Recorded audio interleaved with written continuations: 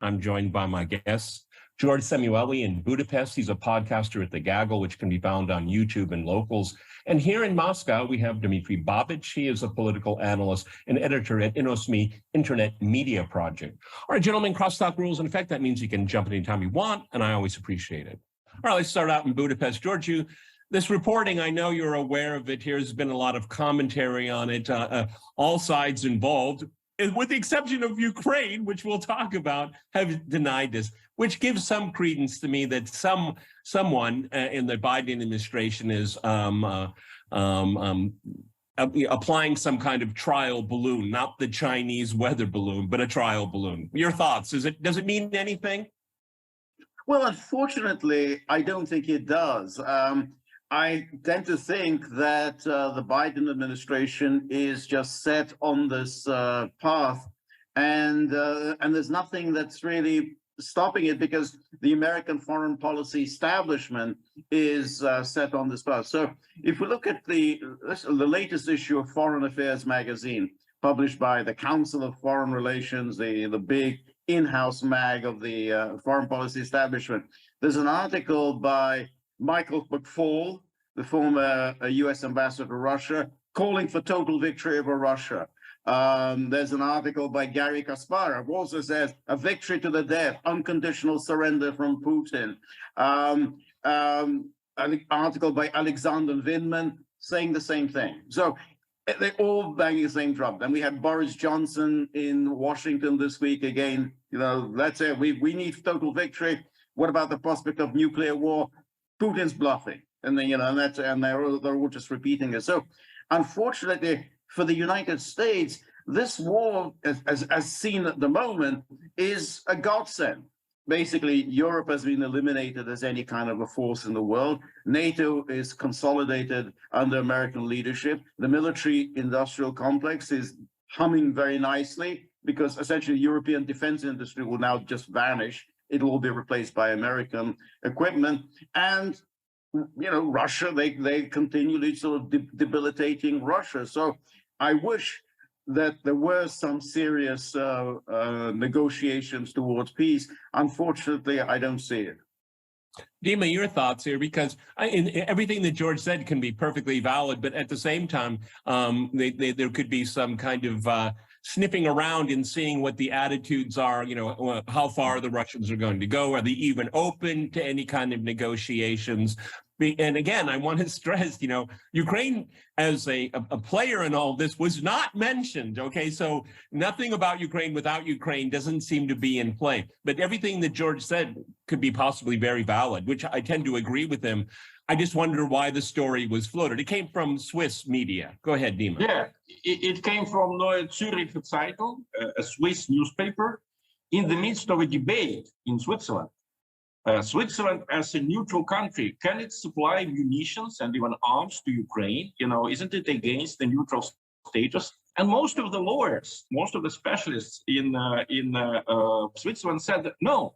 If we're a neutral country and we supply weapons to Ukraine, then according to the old principle of neutrality, we should also supply weapons to Russia.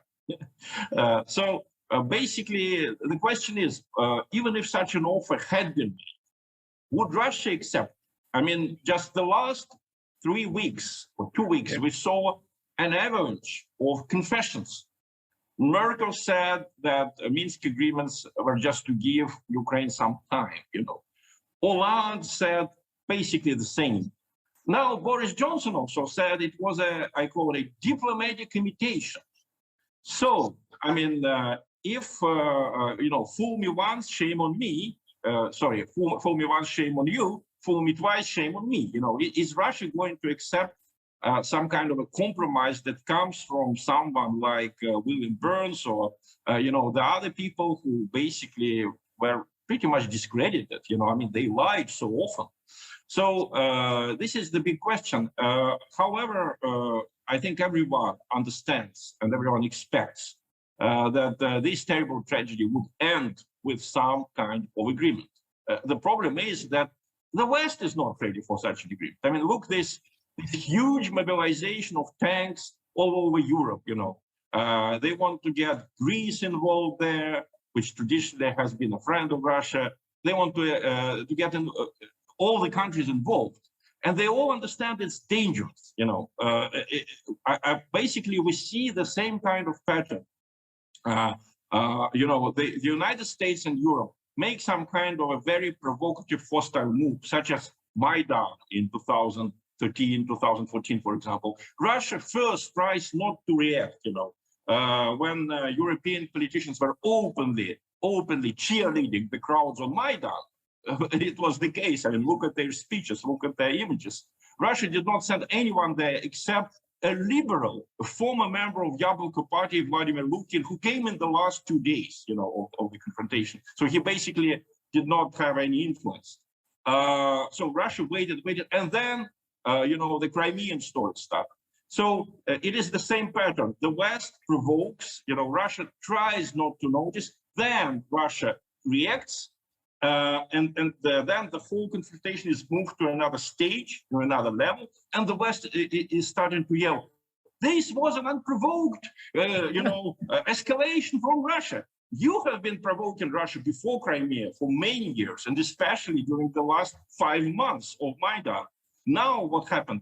Before Putin's decision on February 22nd, February 24th, 2022, remember, there were 5 months of negotiations, and there were lots of provocations from Ukraine. So it's always the same pattern. Yeah, George, it's interesting. This reporting from Swiss media, 20%, which is kind of curious because they're saying it's almost as if the West is believing its own propaganda. Because if you think about what Burns apparently, allegedly was offering, is 20% the size of the Donbass. Crimea wasn't mentioned at all, as far as I understand, but Kiev did not have control over that 20% on the day before the conflict started. So, I mean, do people like Burns think that the Russians are willing to accept chump change after all this? I find it really baffling. You can explain it if they actually believe their own propaganda, low morale, no ammunition, running out of missiles, all this stuff, which has never been proven. There's no empirical evidence to back it up. Your thoughts? No, I think so. But I am also skeptical. I think that if there were a serious offer made to Russia, I don't think the Americans would use William Burns to do it. I mean, I think that, why would the director of the CIA? I mean, I know he had been an ambassador before, but still, director of the CIA is an odd sort of person to send a message. I mean, if one thinks about how this might conclude, I mean, it could actually be concluded, they keep saying, at the end of the process, there'll be some negotiation. But it may be that there'll be no negotiation at the end of the process. There will just simply be, thus far, no further.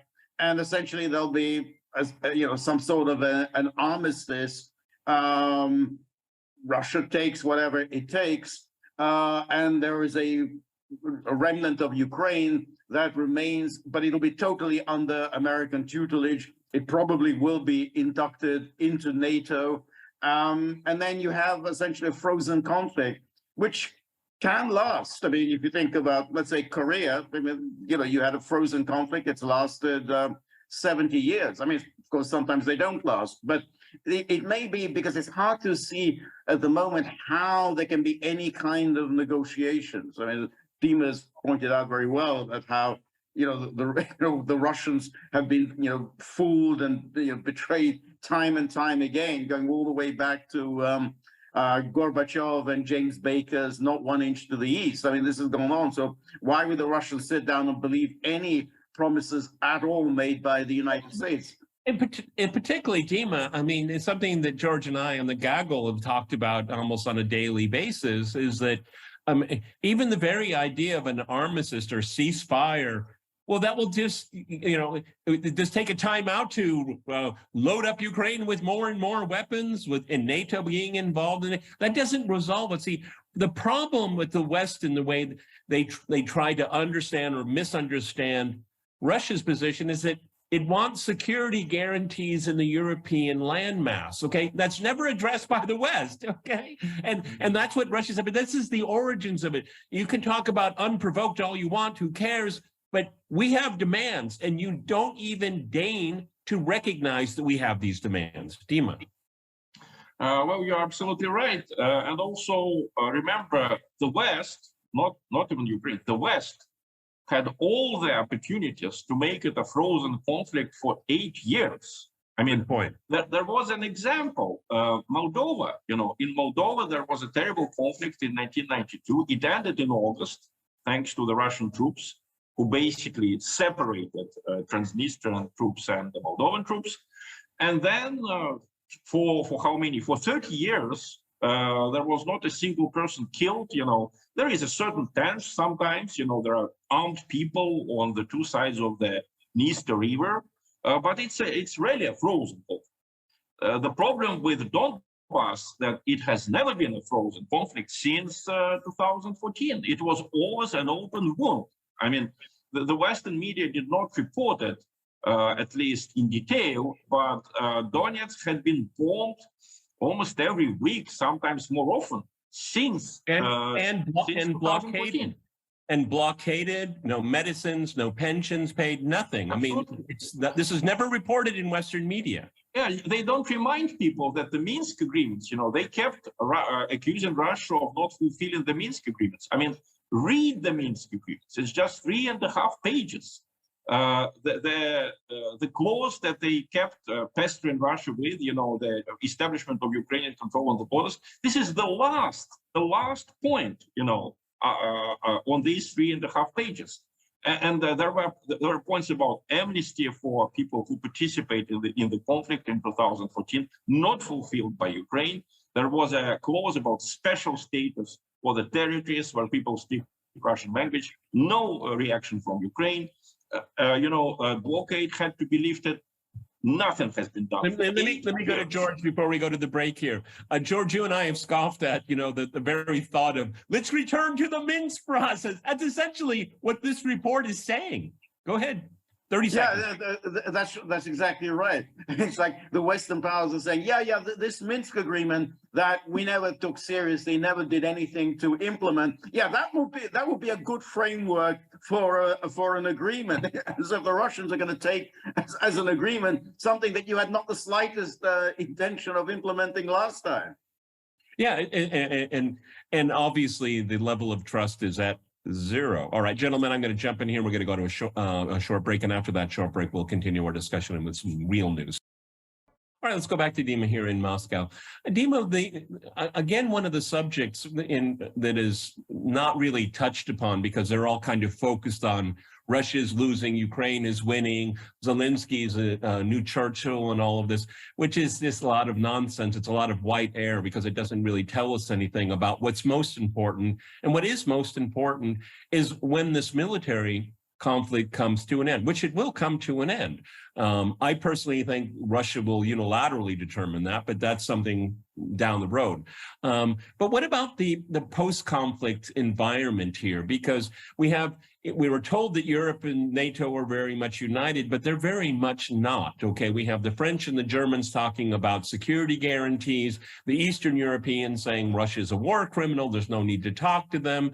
I mean, because and all the while, Ukraine is really kind of low in the totem pole of importance here, okay?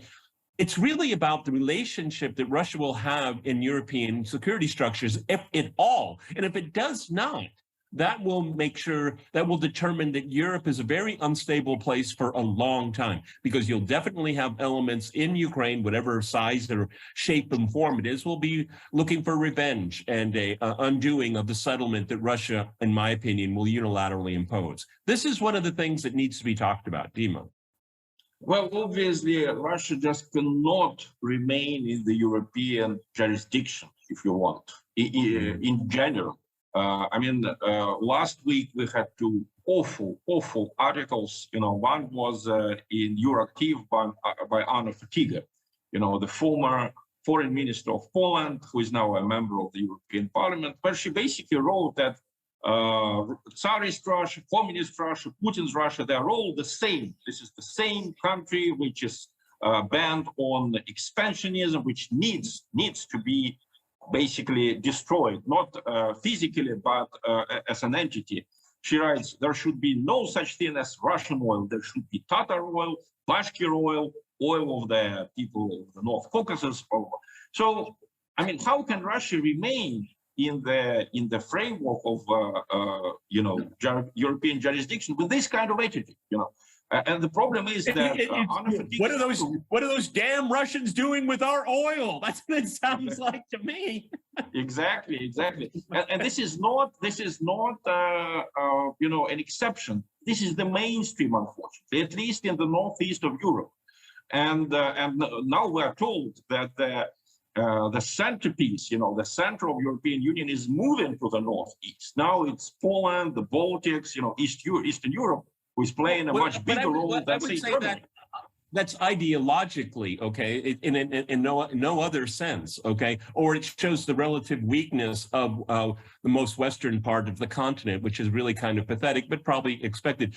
George, Russia, an expansionist Russia. I mean, in the last 30 years, it's only NATO that has been expanding, not Russia. Well, don't you know, NATO is a defensive alliance. I mean, everything they do is defensive. So, no, that's right. The problem with Europe and with the United States is that it has very weak leadership.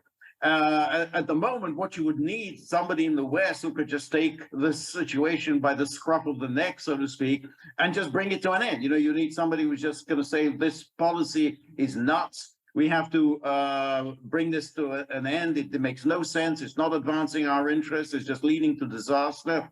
But there's no one around. We have, Sergeant Scholz, the German chancellor, who's constantly just saying, no, I don't want to do that. And then, 10 minutes later, he changes his mind. So now, no, we're not sending any fighter jets. I'm drawing the line here. No fighter jets. So that means, fighter jets are going to be going all the way. Or Macron says, well, we mustn't impose a peace on Russia that's humiliating. But in the meantime, I'm going to go on sending, fighter jets and whatever. So and apparently, George, one of the reasons why Macron still is in contact with Putin, because he's doing a personal favor for Zelensky, right. Because Zelensky burnt his bridges. We will not talk to this man. But then he kind of, meekly calls Macron and say, can you give him a call for me, please? I mean, this is how the lack of leadership. This is the kind of leadership we have in Europe. OK, yes. We have a panhandler in Kiev calling the shots, telling the president of France to call the Russian president. It's extraordinary. Right. But that's the thing, that because you've got these very weak leaders, there is this great danger that we could drift to a real actual war between NATO, in other words, the United States, and Russia. If you had a strong leader would have just simply, brought this to an end. But because of this lack of leadership, it's just this gradual drift to the point where I think that it's very hard to see how it can be avoided, because there's nobody in the West, and Trump, at best, who, won't be in power for another couple of years, but that's at best. There's nobody who's just saying this has to stop. We have to just work out some sort of an agreement, and which is in our interest. There's no one like something akin to Eisenhower telling the British and the French to knock it off in Suez. Just knock it off. Yeah, that's it. Yeah. Dima, ever since the conflict started back in February of last year, so it's almost a year now. I've done almost every single program on the topic, and it's been talking about Russia. But can you tell our audience, what is the thought? I mean, I don't know if average Russians actually articulate it. Most people don't think about politics. We're kind of fanatics. We think about it all the time. But, Russia's 300-year dance, if you will, with the West is coming to an end. And this time it's quite definitive, I think, okay? Because at the end of the Second World War, the famous phrase, the Iron Curtain is going up all across Europe, but it's the West that's created the Iron Curtain now. How does that, you think, impact how Russians think about the future of their country? Dima? Well, we hope for the best, because this is in human nature And in fact, the economic situation has not deteriorated. Almost everything's intact.